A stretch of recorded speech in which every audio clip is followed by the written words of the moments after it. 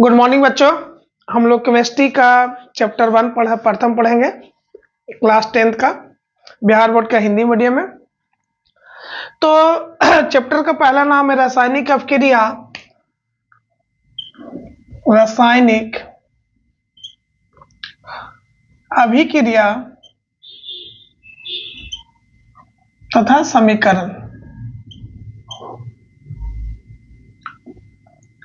Chemical equation, chemical reaction and equation. बच्चों, हम लोग पहले ये जानते हैं कि रासायनिक अभिक्रिया किसे कहते हैं। तो जब कोई पदार्थ, जैसे आप एक सिंपल से, जब दो बच्चे आपस में लड़ते हैं तो भी एक तरह का अभिक्रिया है, रिएक्ट है। आप किसी को चिढ़ाते हैं और अगला आपको चिढ़ाता है तो रिएक्ट करते हैं। रिएक्ट माने अभिक्रिया करते हैं, एक अलग तरह का। कहने का मतलब है कि हम जो यहाँ पढ़ेंगे केमिस्ट्री में, रसायन में, पदार्थों का अभिक्रिया पढ़ेंगे। मैटर इज वर्ल्ड, पदार्थ ही संसार है। कहने का मतलब पदार्थ ही केमिस्ट्री है। होल वर्ल्ड इज मैटर, सभी कुछ न कुछ मैटर से बना है। जो हम मैटर है, पदार्थ है, वहां विज्ञान है। और कौन सा विज्ञान है? रसायन विज्ञान है। तो रसायन विज्ञान में हम लोग पढ़ेंगे पदार्थों की अभिक्रिया। अब पदार्थों की अभिक्रिया कैसे होगा? हम लोग 9th में पढ़े थे, ठोस द्रव गैस के रूप में पढ़े थे और तत्व यौगिक मिश्रण के रूप में पढ़े थे। ये सब जानना जरूरी है, क्लास 9th में आप पढ़े थे। तो अभिक्रिया का मतलब होता है रिएक्ट। रिएक्ट का मतलब आप सिंपल भाषा में समझ गए, आपस में। अब रिएक्ट अकेले नहीं होता, जब भी होता है तो दो के साथ, कोई ना कोई बिना रिएक्ट किए हुए नहीं आएगा। दो पदार्थ होना अनिवार्य है, दो से अधिक हो सकता है, दो से कम नहीं। तो जब कोई पदार्थ अकेले या किसी अन्य पदार्थ से क्रिया करके भिन्न गुण वाले नए पदार्थ का निर्माण करता है, यहाँ जो अकेले ही लिखा है, इसका मतलब किसी न किसी रूप में वो अभिक्रिया किसी से करेगा, या तो ताप से करे या तो गैस से करे, किसी न किसी रूप में करेगा। तो जब कोई पदार्थ अकेले अन्य किसी पदार्थ से अभिक्रिया करके नए पदार्थ का निर्माण करता है, उसे रासायनिक अभिक्रिया कहते हैं। बच्चों, रासायनिक अभिक्रिया समझ गए कि जब कोई पदार्थ किसी दूसरे पदार्थ से अभिक्रिया करता है, एक नया गुण बनाता है, उसे रासायनिक अभिक्रिया कहते हैं। इसमें दो वर्ड आना जरूरी है। पहला है अभिकारक, दूसरा बच्चों प्रतिफल। ये ही दोनों चीज है। अभिकारक को रिएक्टेंट बोलते हैं, प्रतिफल को प्रोडक्ट बोलते हैं। इंग्लिश से समझ गए, प्रोडक्ट। जैसे कि आपने चीनी और पानी को मिलाया तो क्या बन गया? शरबत। तो चीनी और पानी क्या हुआ? अभिक्रिया किया, वो कहलाएगा अभिकारक। अभिकारक समझ गए, जो रासायनिक अभिक्रिया में भाग लेता है। जो रासायनिक अभिक्रिया में भाग लेता है उसे हम लोग अभिकारक कहते हैं। वैसा पदार्थ जो रासायनिक अभिक्रिया में भाग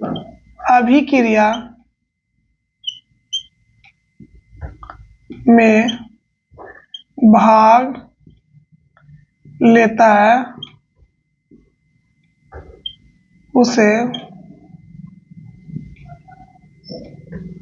उसे अभिकारक कहते हैं। तो वैसा पदार्थ जो रासायनिक अभिक्रिया में भाग लेता है, मतलब जो भाग लेता है, उसमें आता है, उसे हम लोग अभिकारक कहते हैं, रिएक्टेंट कहते हैं। जैसे रासायनिक, जैसे बच्चों आप एग्जांपल में सिंपल से Na+Cl, सोडियम प्लस क्लोरीन, तो क्या बन गया? सोडियम क्लोराइड, नमक। तो इसको हम लोग कहेंगे अभिकारक। क्या बोलेंगे? अभिकारक। और जो बन के तैयार हुआ वो क्या कहलाएगा? प्रतिफल। तो अभिकारक का परिभाषा समझ गए, जो रासायनिक अभिक्रिया में भाग लेता है उसे अभिकारक कहते हैं, और अब भाग लेने के बाद जो बनता है उसे प्रतिफल कहते हैं। तो उसका भी परिभाषा लिख लेते हैं।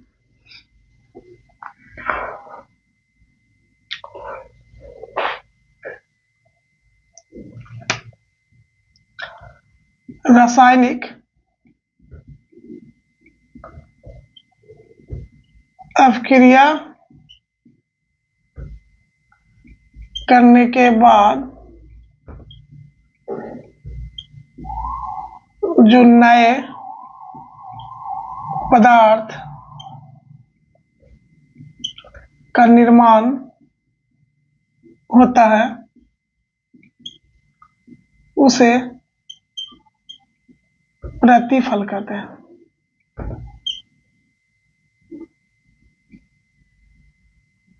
तो आपने ये समझ गया कि प्रतिफल किसे कहेंगे? तो जो रासायनिक अभिक्रिया में भाग लिए उसे हम लोग अभिकारक कहें, और जो बन गया उसे हम लोग प्रतिफल कहते हैं। जैसे कि एग्जाम्पल में और देखिए, H2 plus O2, hydrogen oxygen मिलके बन गया जल। बच्चों ये क्या कहलाएगा? तो अभी क्या पढ़े, जो अभिक्रिया में भाग ले रहा है इससे नहीं बन रहा, तो ये हो गया अभिकारक। ये हो गया सपोर्ट करने वाला, जैसे दो लड़का लड़ा आपस में तो दो लड़का अभिकारक हुआ, लड़ने के बाद मारपीट करने के बाद जो होगा वो प्रतिफल आउटपुट होगा। जैसे आप चीनी पानी मिलाएं, जैसे कि आप मान लीजिए कि मैदा लिए, सड़ा हुआ मैदा लिए, जो मैदा को खमीर बनता है, मैदा लिए, चीनी डाले, उसको गोल गोल बना के छाने, वो जिलेबी हो गया। तो जो जो भाग ले रहा है वो हो गया अभिकारक। जैसे आपको सब्जी बनाना है तो पहले आलू लिए, नमक लिए, मिर्चा लिए, तो ये सब क्या हो गया? अभिकारक हो गया, और बन के तैयार क्या हो गया? सब्जी हो गया प्रतिफल। तो जो बनने में भाग लेता है, रासायनिक अभिक्रिया में भाग लेता है, उसे हम लोग अभिकारक कहते हैं, और जो बन के तैयार होता है उसे हम लोग प्रतिफल कहते हैं। हमने आशा है बच्चों कि आप अभिकारक और प्रतिफल को समझ गए होंगे। तो हम लोग अब पढ़ेंगे समीकरण का थोड़ा सा।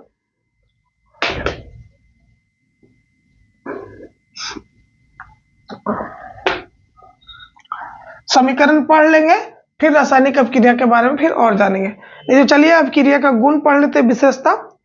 तो जब भी कोई रासायनिक अभिक्रिया इसका विशेषता में हो जाएगा, पहला बच्चों क्या होगा? जब भी कोई अभिक्रिया करेगा तो पहला विशेषता है गैस की उत्पत्ति। क्या की उत्पत्ति? गैस की उत्पत्ति। मतलब रासायनिक अभिक्रिया में गैस की भी उत्पत्ति होती है। इसका सिंबल ऐसे ही एरो का होगा, इस तरह से, ठीक है। इसे हम लोग गैस की उत्पत्ति कहते हैं। जैसे अगर जिंक को हाइड्रोक्लोरिक एसिड से अभिक्रिया कर, देखिए हमेशा आगे पढ़ाएंगे हम समीकरण में, ये प्लस ही माइनस, तो ये दोनों आपस में हो गया ZnCl, फिर बैलेंस करना भी सिखाएंगे, ठीक है बच्चों, वो आगे क्लास में, आगे के वीडियो में। ये हाइड्रोजन गैस हो गया। अगर एरो ऐसे की हो रहा है तो समझ जाइए कि गैस है।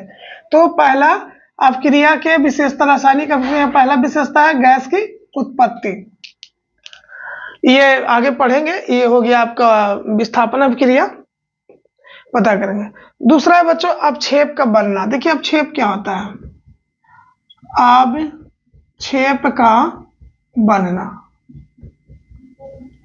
इसमें बच्चों इसका सिंबल एरो नीचे की ओर होगा, इसको पढ़ेंगे उभय विस्थापन के अभिक्रिया के समय में पढ़ेंगे। ऐसे देख लेते हैं कि उभय अवक्षेपन का बनना क्या कहते हैं, वो जान लेते हैं। NaCl प्लस NO3 ये उभय विस्थापन अभिक्रिया एक तरह से है। NaNO3 plus AgCl, NO3 AgCl। ये जो बच्चों एरो इसका नीचे की ओर है, ये जो देख रहे हैं नीचे की एरो है, ये जो एरो नीचे की ओर है इसका मतलब अवक्षेप। अवक्षेप का मतलब क्या होता है? आप सिंपल समझिए, वैसा एक ठोस के रूप में होता है, जो द्रव में तो है, उसको घुमाए तो एक अलग भाग बन गया, ठोस के रूप में एक अलग हो गया, उसे हम लोग अवक्षेपन कहेंगे। कहने के मतलब रासायनिक अभिक्रिया के स्वरूप में ठोस के रूप में अलग हो जाना। जैसे आप समझने के लिए मीठा उठा देखते हैं गांव देहात में, चलिए एग्जाम्पल ऐसा दे सकते हैं, हो नहीं सकता। हनी देखेंगे मध जब पानी में डालते तो एक ठोस के रूप में साइड बन जाता है, उस तरह को अभिक्रिया को हम अवक्षेपन अभिक्रिया के रूप में कहते हैं। एग्जाम्पल में भी दिया है तो कि सिल्वर क्लोराइड क्या है? ये दही के जैसा अलग छोटे छोटे जैसे पार्ट्स में, जैसे सिल्वर क्लोराइड को सोडियम क्लोराइड के विलयन में जैसे नमक में डालेंगे तो सफेद उजला उजला बन के साइड हो जाएगा, उजला उजला सफेद। जैसे कभी कभी देखते हैं ना, पानी के ऊपर पपड़ी हो जाना, लोहा वाला कण आ जाना, वो सब अवक्षेपन कहलाएगा। आप समझ गए अवक्षेपन? आपसे पूछेगा नहीं कि अवक्षेपन कैसे कहते हैं, लेकिन समझ गए कि पानी में जैसे हल्का हल्का रहता है उसे अवक्षेपन कहते हैं। तो बच्चों रासायनिक अभिक्रिया में हमने दो चीज सीखे। पहला गैस की उत्पत्ति होती है, दूसरा अवक्षेपण का बनना होता है, तीसरा पढ़ेंगे बच्चों रंग परिवर्तन। तो ये भी इंपॉर्टेंट है, रंग में परिवर्तन होता है। आगे पढ़ेंगे बच्चों Fe+CuSO4 कॉपर सल्फेट को रिएक्शन कराएंगे तो FeSO4 प्लस CO बनेगा। इसका रंग बच्चों नीला होता है हल्का, और फिर ये जाके हरा हो जाएगा, मतलब देखिए रंग में परिवर्तन हो रहा है, ग्रीन हो जाएगा। तो तीसरा पॉइंट हो गया, रंग में परिवर्तन होता है।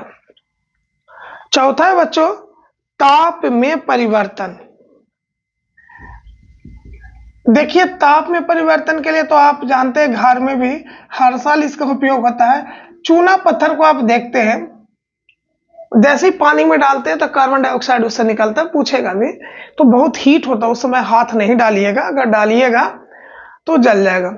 फिर धीरे धीरे ठंडा हो जाता है। तो रिएक्शन में दो चीज होता है, दो प्रक्रिया होता है, एक में उष्मा का अवशोषण होता है और एक में उष्मा का त्याग होता है। उसमें समझ रहे, हीट रिलीज होता है और हीट ऑब्जर्व होता है। तो इसको दो प्रक्रिया को भी पढ़ लेते हैं, रिलीज और ऑब्जर्व का।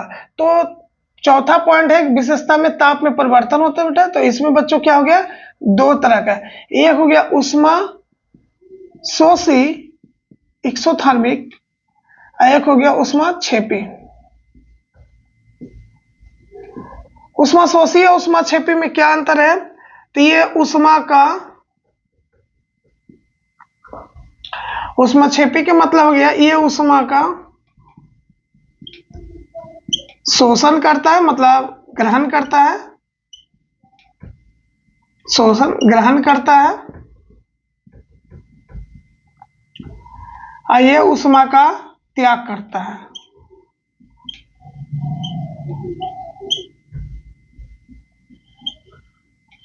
बच्चों वैसी अभिक्रिया जिसमें उष्मा का त्याग होता है उसको उष्मा छेपी अभिक्रिया कहेंगे, और वैसी अभिक्रिया जिसमें उष्मा का ग्रहण होता है उसको उष्मा शोषी अभिक्रिया कहते हैं। आपने तो समझ गए कि ताप में परिवर्तन होता है, चेंज ऑफ टेम्परेचर।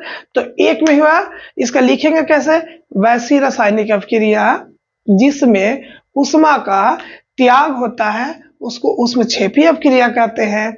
वैसी रासायनिक अभिक्रिया जिसमें उष्मा का ग्रहण होता है उसको उष्मा शोषी अभिक्रिया कहते हैं। ठीक है बच्चों, अब पांचवा जानते हैं अवस्था में परिवर्तन। तो अवस्था में परिवर्तन क्या होता है, अभिक्रिया के बाद जैसे आप मोमबत्ती को जलाते हैं तो देखते हैं ठोस से क्या हो जाता है द्रव में, और द्रव के बाद क्या हो जाता है ठोस में। देखते हैं मोमबत्तियां जलाते हैं तो जलाने के बाद गल जाता है, और गला के बाद फिर ठोस में हो जाता है। इन काम के ना आता है, फिर उसको गलाइएगा और धागा बांधिएगा तब तो हो गया तो अवस्था में परिवर्तन, मतलब उसके अवस्था में परिवर्तन। अगला पॉइंट है बच्चों गंध में परिवर्तन। आप आगे पढ़ेंगे चैप्टर 2 में गंध में परिवर्तन का भी दिखाएंगे। तो गंध में परिवर्तन मतलब गंध में स्मेल में अभिक्रिया करने के बाद कुछ में परिवर्तन होता है, गंध में परिवर्तन। तो बच्चे हमने 6 प्रकार के परिवर्तन पढ़े, विशेषता एडवांटेज ऑफ केमिकल रिएक्शन। अगर एग्जाम में आए तो लिखेंगे, या एग्जाम में जो आए या ना आए ज्ञान बढ़ेगा। तो लिखेंगे क्या, पहला क्या हो गया आप, तो गैस का बनना, दूसरा अवक्षेप का बनना, तीसरा क्या हो गया आपका रंग में परिवर्तन, चौथा हो गया ताप में परिवर्तन, पांचवा हो गया अवस्था में, अवस्था तो जान ही रहे ठोस से द्रव, द्रव से गैस में बनना, और छठा हो गया गंध में परिवर्तन। इतने तरह से आपका विशेषता परिवर्तन हुआ। अभी बच्चों कि हम लोग अब अभिक्रिया की विशेषताएं समझ गए, अब समीकरण चलते हैं। देखिए अभिक्रिया को अरेंजमेंट करना ही समीकरण कहलाता है। अब अभिक्रिया का अरेंजमेंट कैसे करेंगे वो देखते हैं। यहां पर भाग कौन ले रहा है, पदार्थ। ठीक है, अब चलते हैं भाग में।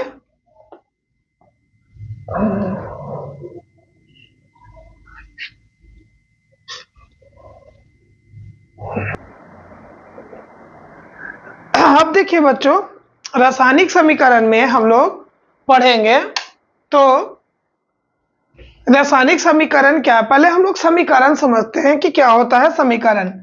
तो यहां पर नाम है रासायनिक समीकरण।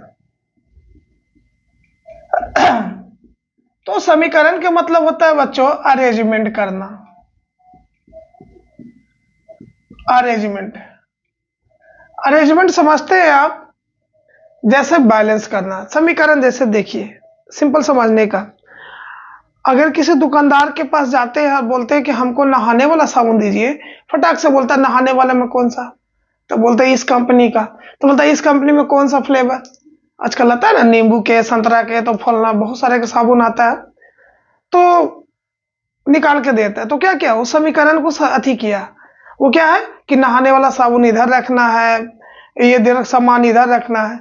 जैसे कि आप मैथ में भी पढ़ते हैं लीनियर इक्वेशन, रासायनिक लीनियर इक्वेशन, रैखिक समीकरण, तो उसमें क्या होता है X plus Y equal to फलना 15-20 जो भी हो। तो उसमें क्या हो गया, वो भी समीकरण मानते हैं। समीकरण एक तरह का अरेंजमेंट होता है। मान लीजिए शादी विवाह हुआ, तो बोलते हैं इतना आदमी आने के लिए, तो लोग समीकरण बनाता है कि अच्छा इतना आदमी आएगा, गांव से आएगा कि शहर से? तो बोलेगा गांव से, तो गांव वाला इतना खाएगा।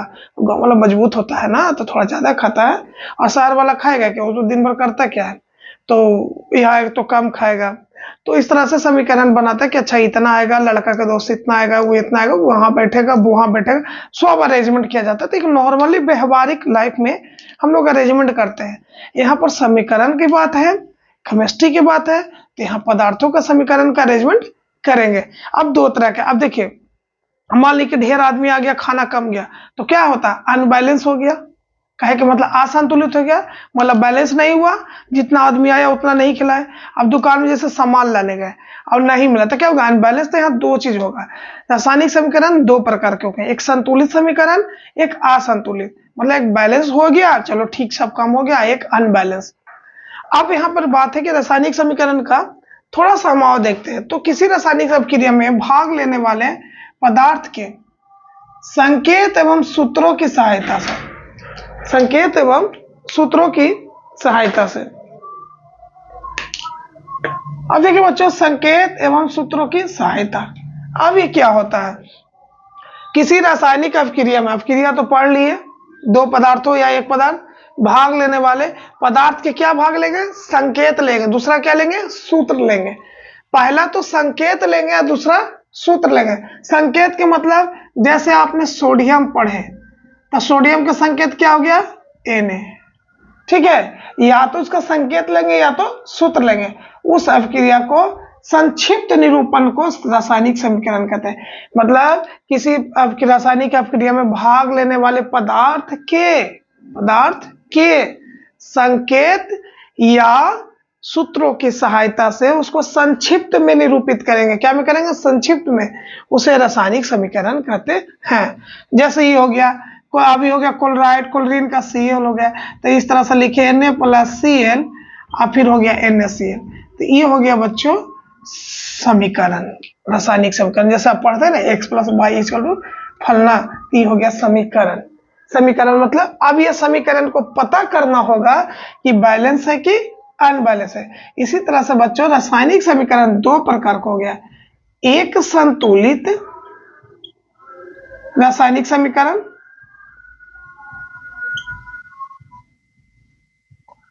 दूसरा हो गया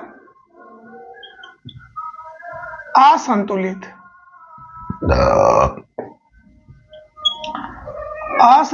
रासायनिक समीकरण।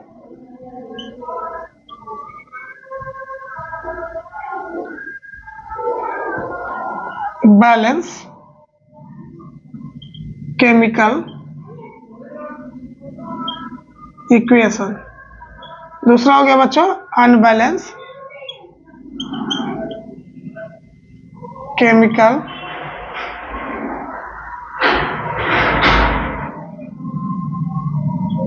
इक्वेशन। आपने रासायनिक समीकरण के दो भाग में पढ़े, संतुलित असंतुलित। आपको याद करा देते हैं। वैसी रासायनिक अभिक्रिया में जो पदार्थ के संकेत या सूत्रों का संक्षेपण निरूपित करते हैं उसे रासायनिक समीकरण कहते हैं। रासायनिक समीकरण दो प्रकार के हुए, संतुलित और असंतुलित। कैसे हुए वो देखते हैं, इसी में पढ़ेंगे बैलेंस करना। अब जो बच्चों है कि दो हुआ तो हमने पढ़ा था अभिकारक और प्रतिफल, तो संतुलित रासायनिक समीकरण किसे कहेंगे, ये वाली बात है। तो संतुलित रासायनिक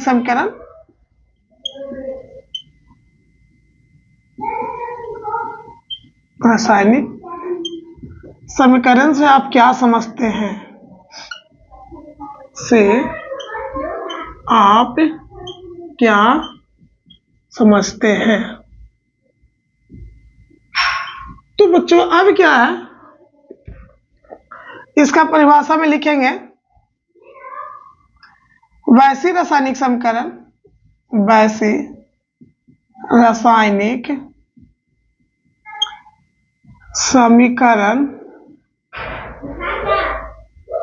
समीकरण जिसमें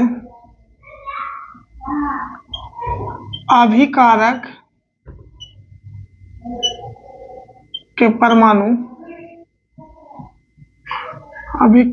परमाणुओं की संख्या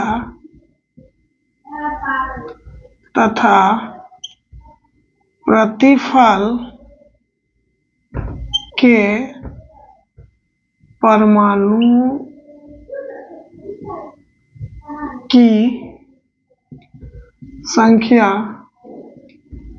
के बराबर या समान होती है, उसे संतुलित रासायनिक समीकरण कहते हैं।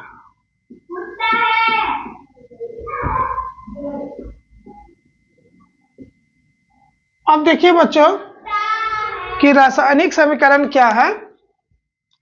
तो संतुलित रासायनिक समीकरण से आप क्या समझते हैं, पहला तो देखिए वैश्विक रासायनिक समीकरण जिसमें अभिकारक के परमाणु की संख्या, जो भाग ले रहा हो क्या कहला गया, अभिकारक, और जो बना क्या हो गया, प्रतिफल, प्रोडक्ट के परमाणु की संख्या बराबर होती है, उसे संतुलित रासायनिक समीकरण कहते हैं। जैसे कि हम लोग एग्जाम्पल में देखते हैं बच्चों, H2 इसका मतलब एक अणु में दो परमाणु, Cl2 इसका एक अणु में दो परमाणु, आगे सिखाएंगे 2HCl। चेक, अब चेक करते हैं तो इधर हाइड्रोजन कितना है, 2, इसका 2, यहाँ पर भी हाइड्रोजन 2 है और क्लोरीन भी 2 है, मतलब दोनों तरफ बैलेंस है, इक्वल है, मतलब जितना आया आदमी उतना खाना खिला दिए, बैलेंस है। तो ये हो गया आपका संतुलित रासायनिक समीकरण। जैसे और कोई एग्जांपल में देख लेते हैं, Na+Cl, तो NaCl इसमें क्या हो गया, सोडियम का एक, क्लोरीन का एक, सोडियम का एक, क्लोरीन, मतलब ये भी बैलेंस है, मतलब दोनों तरफ क्या है, बैलेंस है। ये भी क्या हो गया बच्चों, संतुलित रासायनिक समीकरण। और सब हम लोग देख लेते हैं, H2+O2 तो हो गया H2O। अब यहां पर आगे देखेंगे, पहले पे ये बैलेंस नहीं होगा, इसको हम लोग बाद में देखते हैं, क्योंकि बैलेंस वाला नहीं है तो इसको बाद में देखते हैं, जो बैलेंस है उसको हम लोग देख लेते हैं। अब देखिए जैसे हमने पढ़ा था Fe+CuSO4, तो हो गया FeSO4+Co। तो देखिए बच्चों यहां पर कितना है, यहां पर Fe कितना है, 1, कॉपर कितना है, 1, ये दोनों को एक साथ रखते हैं तो ये भी 1 है, यहाँ भी ये भी 1 है, दोनों को एक साथ रखे तो ये भी 1 है, ये भी दोनों तरफ बैलेंस है, मतलब ये हो गया अभिकारक, ये हो गया प्रतिफल। तो अभिकारक और प्रतिफल के बीच का, देखिए ये अभिकारक है और ये प्रतिफल, समझे ना। तो ये अभिकारक और प्रतिफल के बीच के दोनों के परमाणुओं की संख्या बराबर है, तो संतुलित रासायनिक समीकरण कहते हैं। समझ गए, मतलब अभिकारक, देखिए बच्चों ये अभिकारक और ये प्रतिफल दोनों के बीच के क्या है, समान है, क्या समान है, परमाणु की संख्या, इसलिए संतुलित रासायनिक समीकरण कहलाया बैलेंस केमिकल इक्वेशन। आप समझ गए बच्चों, रासायनिक समीकरण समझ गए कि एक तो रासायनिक समीकरण है, लेकिन है तो कैसन में, तो संतुलित में है, बैलेंस में है। क्यों, कैसे है कि प्रतिफल के परमाणुओं की संख्या अभिकारक के परमाणुओं की संख्या और प्रतिपल परमाणु की संख्या दोनों आपस में बराबर है। ये हो गया अभी आपका अभिकारक, ये हो गया आपका प्रतिफल। तो दोनों की संख्या क्या है, बराबर है। तो ठीक है बच्चों, अब हम लोग पढ़ते हैं असंतुलित। असंतुलित के लिए सिर्फ हम डिफिनेशन में असंतुलित कर दिए, परमाणु की संख्या यहां पर लिखेंगे बराबर बराबर नहीं, मतलब असमान लिख देते हैं, असमान बराबर नहीं होता है, बस उसे यहां पर आ लगा दी, असंतुलित। एग्जाम्पल अब चेंज करके करते हैं। असंतुलित में क्या हो गया, आप वही कि आपके यहाँ आदमी ढेर आया, खाना अच्छा से नहीं खिलाए, तो आप क्या हो गया, अनबैलेंस हो गया। या कोई आप जैसे कि किसी चीज के लिए इतना डिमांड किया, आप उसको उतना पूरा नहीं किया, तो अबैलेंस हो जाएगा। जैसे कि आपने अभी कुछ पूड़ी उड़ी बनाने के लिए, शरबत बनाने के लिए चीनी ज्यादा डाल दिए और पानी कम है, तो भी अनबैलेंस है। ज्यादा मीठा होगा तो लोग पिएंगे नहीं, मतलब अनबैलेंस का मतलब हो गया संतुलित नहीं है दोनों तरफ। तो इसका एग्जाम्पल अभी ले रहे थे, तो उसी का एग्जाम्पल देखते हैं। अभी हम लोग पढ़ते हैं H2O plus O2O equal to हो गया H2O। बच्चों इसको हम LHS बोलते हैं, इसको RHS बोलते हैं, वो अपने आप पर निर्भर करता है। तो LHS है लेफ्ट हैंड साइड, RHS है राइट हैंड साइड। तो प्रिय बच्चों अब क्या है कि यहाँ पर हाइड्रोजन 2 है, ऑक्सीजन 2 है, यहाँ पर हाइड्रोजन 2 है, ऑक्सीजन 1 है, ये बैलेंस नहीं है। इसके अणु में परमाणु की संख्या इधर बराबर है, लेकिन इसके अणु में परमाणु की संख्या 2 है, इसमें अणु के परमाणु की संख्या 1 है, इसलिए असंतुलित हो गया। अब होता क्या है कि जब असंतुलित चीज आती है तो उसको हम लोग बैलेंस करते हैं। बैलेंस करने के लिए क्या है, जैसे कि अभी एग्जाम्पल बोले कि ढेर सारा आ गया खाने के लिए, मतलब बारात में आ गया, आपके पास कम गया, या उन क्या है जहां कम गया, तो फिर क्या होगा, बाहर से सामान मंगाया जाता है। बाहर से सामान बना के उसको बनाया जाता है, बोलता है खाइए। जैसे अब दुकान में गए थे, अभी बोले कुछ सामान लाने के लिए साबुन नहीं था, तो बगल वाला सा लाता है, आपको बैलेंस करता है कि नहीं, ढेर सारा सामान हमारे से खरीद रहा है, एक साबुन के चक्कर में कहीं दूसरे दुकान में न चला जाए, इसलिए वो लाता है। इसी तरह से बच्चों हम लोग असंतुलित समीकरण को संतुलित करने के लिए एक मेथड पढ़ेंगे। ऐसा बहुत सारा मेथड है, लेकिन हमको 10th में एक ही मेथड पढ़ना है, हीट एंड ट्रायल मेथड। इस मेथड से हम लोग क्या करेंगे, इस मेथड से क्या करेंगे, जो असंतुलित है, अनबैलेंस है, असंतुलित को हम लोग क्या करेंगे, संतुलित, मतलब अनबैलेंस को बैलेंस इक्वेशन में कन्वर्ट करेंगे। उस मेथड का नाम पढ़ेंगे हीट एंड ट्रायल मेथड।